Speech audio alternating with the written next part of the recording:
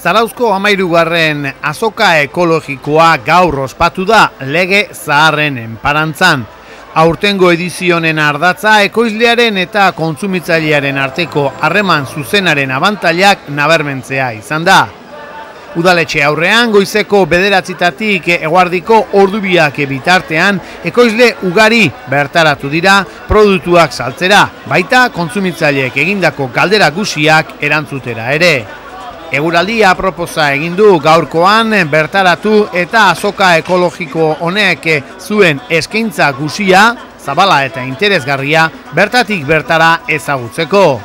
Eguzkia egiten duenean jendea hondartzara joaten da eta euriarekin etxean geratzeko joera ere nabarmenagoa izaten da. Beraz gaurkoan zerua lainotuta egon denez, jende asko hurbildu da euren interesa azalduz. Gero eta zabalagoa baitago elikadura ekologikoa, hau da, ekoizpen ekologikoan oinarritutako nekazaritza honen abantailak. Bertan izan ditugu hortuzainak, erlezainak, hartzainak, okinak edota zendabelarrak hazten dituzten adituak.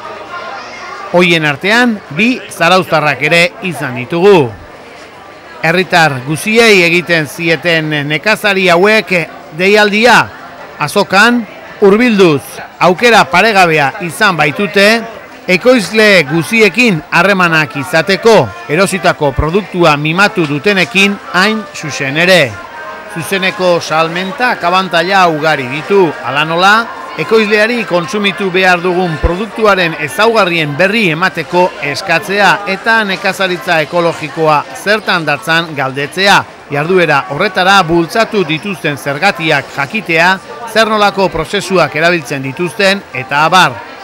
Horrez gain, kontsumitzaileek euren iritzia emateko aukera ere izango zuten noski, ekoizleek zorionak jasoko zituztela uste dugu, zeren erakutsitakoak behintzat itxura paregabea zuen.